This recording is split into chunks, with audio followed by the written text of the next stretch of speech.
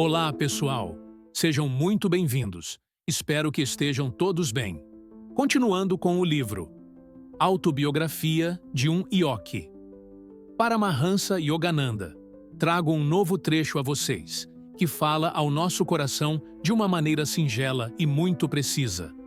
Ao final, eu retorno com o meu entendimento sobre esse capítulo. Capítulo 9.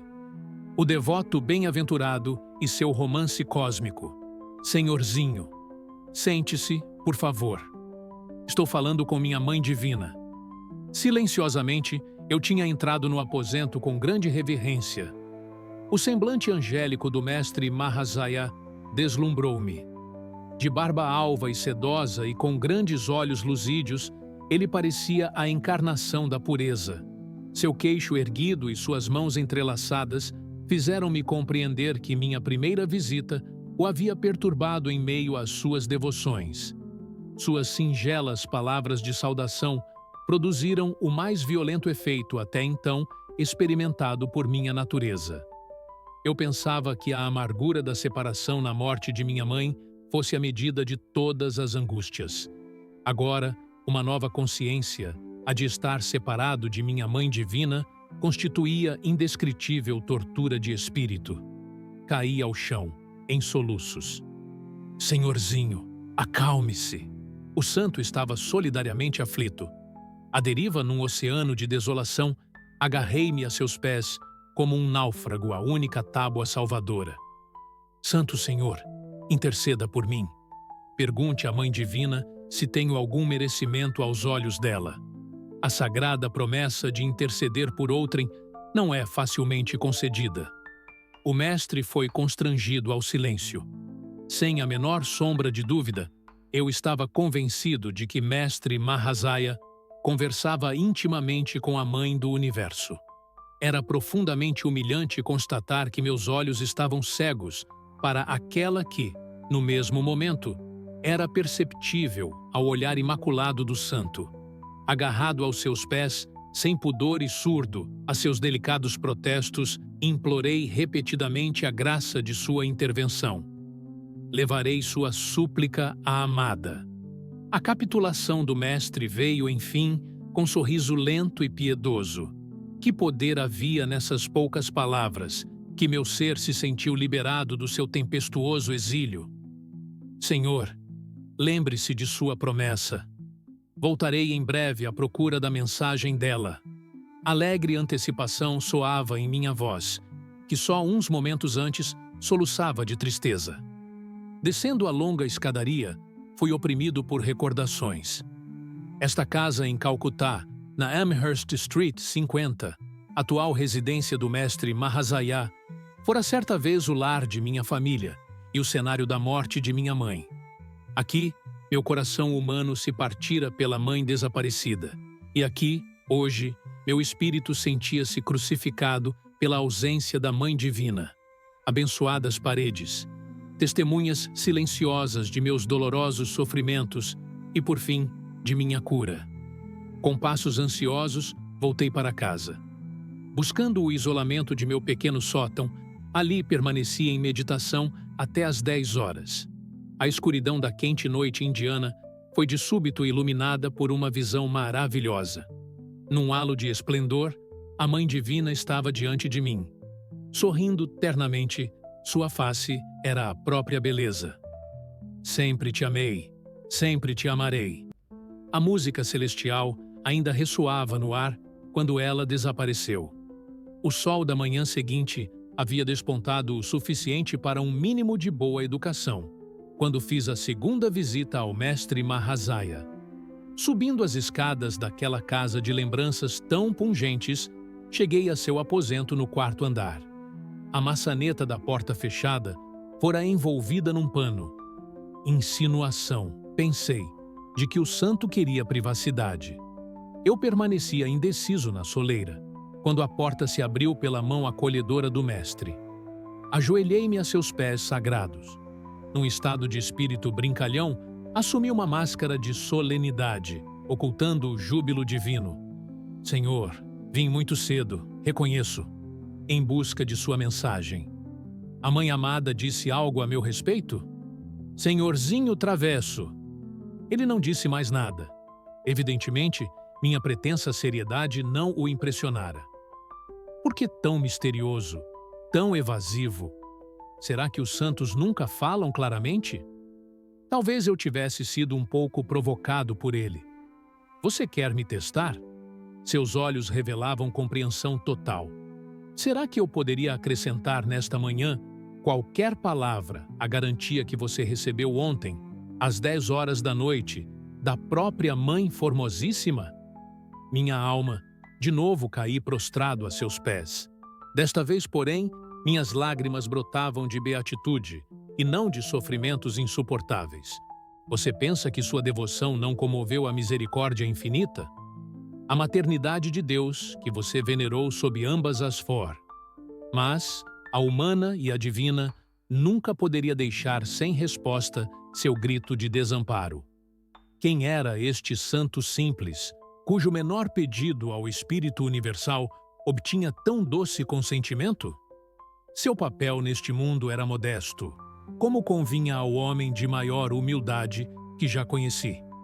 Na casa de Amherst Street, mestre Mahazaya dirigia uma pequena escola secundária para meninos. Nunca uma palavra de repreensão saiu de seus lábios.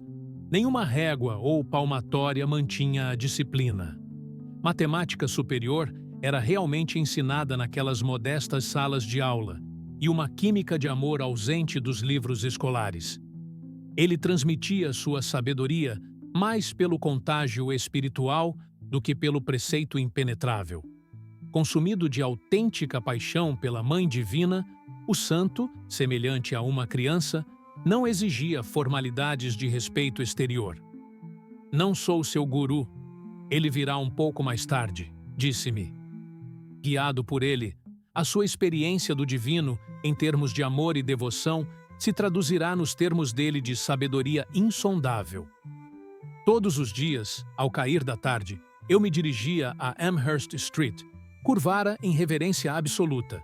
Agora, pisar o mesmo terreno santificado pelas pegadas do mestre Mahasaya era para mim um imensurável privilégio. Por favor, use esta guirlanda de flores de champak que fiz especialmente para o senhor. Cheguei certa noite, segurando um colar florido, mas o santo afastou-se timidamente, recusando repetidas vezes a homenagem. Ao perceber minha mágoa, consentiu afinal sorrindo. Já que ambos somos devotos da Mãe, você pode colocar a guirlanda nesse templo corporal como oferenda a ela que nele habita. Em sua vasta natureza, faltava espaço para alojar qualquer consideração egoísta. Amanhã vamos a Dakshineswar, ao templo de Kali, perpetuamente santificado por meu guru. O santo era discípulo de um mestre semelhante a Cristo, Sri Ramakrishna Paramahansa. Na manhã seguinte fizemos a viagem de 6,5 km de barco pelo Ganges. Entramos no templo de Kali, de 9 cúpulas, onde as imagens da Mãe Divina e de Shiva descansam sobre um lótus de prata polida, com suas 1000 pétalas meticulosamente cinzeladas. Em seu encantamento, mestre Mahasaya resplandecia. Entregava-se a seu inexaurível romance com a bem-amada. Enquanto ele cantava o nome dela, meu coração arrebatado parecia estilhaçar-se, como o lótus, em 1000 fragmentos. Caminhamos depois pelo sagrado recinto, detendo-nos em um bosque de tamargueiras. O maná característico exudado por essa árvore era um símbolo do manjar celestial que mestre Mahasaya ali me oferecia. Suas invocações a Deus continuavam. Sentei-me rigidamente imóvel, na grama, entre as flores rosadas e plumosas das tamargueiras. Temporariamente ausente do corpo, voei a grande altitude, em paragens sublimes. Essa foi a primeira de muitas peregrinações a Dakshineswar, com o Santo Mestre. Com ele aprendi a doçura de Deus sob o aspecto de mãe, ou misericórdia divina. O santo, tal qual uma criança, sentia pouca atração pelo aspecto de pai, ou justiça divina. O julgamento severo, exigente, matemático, era alheio à suavidade de sua natureza. Ele pode servir na terra como protótipo aos anjos do céu, pensei afetuosamente, observando-o um dia em suas orações. Sem um suspiro de censura ou de crítica, ele media o mundo com seus olhos há longo tempo familiarizados com a pristina pureza. Corpo, mente, linguagem e ações harmonizavam-se sem esforço com a simplicidade de sua alma. Meu mestre assim me disse. Fugindo à autopromoção, o santo costumava terminar seus sábios conselhos com esse tributo. Tão profundo era seu sentimento de identidade com Sri Ramakrishna que o mestre Matasaya não se considerava autor dos próprios pensamentos. De mãos dadas, o santo e eu caminhávamos uma noite ao longo do quarteirão de sua escola. Minha alegria turvou-se à chegada de certo conhecido nosso, indivíduo pretensioso, que nos incomodou com um longo discurso. Vejo que este homem não lhe agrada. O sussurro do santo não foi ouvido pelo egocêntrico orador, fascinado por seu próprio monólogo. Já falei com a Mãe Divina. Ela compreende nossa triste situação. Logo que chegarmos àquela casa vermelha, ela nos promete recordar a este homem assuntos mais urgentes. Meus olhos colaram-se ao local de salvação. Ao chegarmos ao portão vermelho, o homem deu meia volta e partiu sem explicações, sem acabar a frase ou se despedir. A paz voltou à atmosfera agredida. Em outra ocasião, sozinho, eu caminhava perto da estação ferroviária de Howrah. Detive-me por um instante junto a um templo, criticando em silêncio um pequeno grupo de homens que, acompanhados por tambores e símbolos, entoavam furiosamente um cântico. Com que falta de devoção usam o divino nome do Senhor, repetindo-o mecanicamente, refleti. A repentina aparição do mestre Mahasaya, aproximando-se de mim a passos rápidos, espantou-me. Senhor, como veio aqui? Ignorando a minha pergunta, o santo respondeu ao meu pensamento. Não é verdade, senhorzinho, que o nome do amado soa docemente em todos os lábios, de ignorantes ou de sábios? Ele passou o braço em torno de mim afetuosamente. Senti-me transportado neste tapete mágico, a presença misericordiosa. Você gostaria de ver alguns bioscópios? Desconcertou-me esta pergunta, vinda, uma tarde, do recluso mestre Mahasaya. O termo bioscópio era usado na Índia, naquela época, para designar filmes cinematográficos. Assenti, contente por estar em sua companhia em quaisquer circunstâncias. Rápida caminhada nos levou ao jardim em frente à Universidade de Calcutá. Meu companheiro indicou-me um banco próximo à Goldig ou Lagoa. Vamos nos sentar aqui por alguns minutos. Meu mestre pediu-me que meditasse sempre que visse uma extensão de água. Sua placidez nos recorda a vasta serenidade de Deus. Assim como todas as coisas podem se refletir na água, o universo espelha-se no lago da mente cósmica. Isto dizia meu Gurudeva? Frequentemente. Pouco depois, entramos num dos salões da universidade onde se realizava uma conferência, que se provou incrivelmente monótona, embora variasse de vez em quando com a projeção de diapositivos, igualmente desinteressantes. Então, era este tipo de bioscópio que o mestre queria me mostrar? Pensava eu, impaciente, apesar de não me atrever a magoar o santo e deixar transparecer meu tédio. Mas ele se inclinou para meu lado, numa confidência. Vejo, senhorzinho, que não lhe agrada este bioscópio. Comuniquei o fato à Mãe Divina. Ela concorda conosco. Diz-me que as luzes elétricas vão se apagar agora e só se reacenderão depois que aproveitarmos a oportunidade para sair da sala. Ele acabava de me segredar essas palavras quando a sala mergulhou na escuridão. O orador, cuja voz estridente emudecera de espanto por um momento, disse: "O sistema elétrico do salão parece estar com um defeito." Nisto, já o mestre Mahasaya e eu cruzávamos o umbral. Do corredor, olhando para trás, vi que o salão estava outra vez iluminado. "Senhorzinho, este bioscópio o decepcionou. mas acho que gostará de um outro. O santo e eu estávamos parados na calçada, em frente ao edifício da universidade. Delicadamente, ele me golpeou o peito, sobre o coração. Um silêncio transformou tudo. Assim como os filmes falados se tornam inaudíveis quando o aparelho de som está com defeito, igualmente a mão divina, por algum estranho milagre, extinguiu o tumulto terrestre. Transeuntes, carruagens, automóveis, carretas de bois, troles providos de rodas de ferro, prosseguiam todos em seu tráfego silencioso. Como se possuísse um olho onipresente, eu observava as cenas atrás de mim e de ambos os lados com tanta facilidade como as que ocorriam à minha frente. Todo o espetáculo da atividade naquela pequena área de Calcutá deslizava diante de mim sem o menor ruído. Semelhante ao fraco brilho de brasas sob uma fina camada de cinzas, uma luminescência suave permeava a visão panorâmica. Meu próprio corpo nada mais parecia que uma sombra entre muitas outras, embora estivesse imóvel, enquanto as demais esvoaçavam, em silêncio, de cá para lá. Muitos meninos, meus amigos, aproximavam-se e afastavam-se. Apesar de haverem olhado diretamente para mim, não deram mostras de reconhecer-me. A singular pantomima produziu-me um êxtase inexprimível. Eu bebia nas profundezas de alguma fonte de bem-aventurança. Subitamente, meu peito recebeu outro leve golpe de mestre Mahasaya. O pandemônio do mundo explodiu em meus ouvidos contrariados. Cambaleei, como se fosse despertado com brutalidade de um sonho etéreo.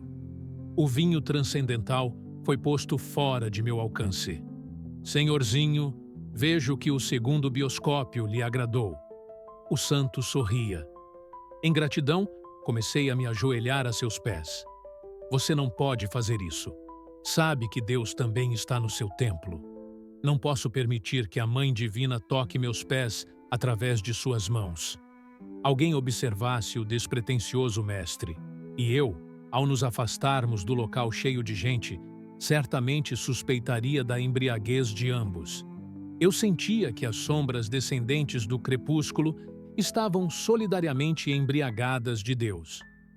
Tentando com pobres palavras fazer justiça à bondade de mestre Mahasaya, eu me pergunto se ele e outros santos cujo caminho cruzou o meu sabiam que anos mais tarde, num país ocidental, eu escreveria sobre a sua vida de devotos divinos.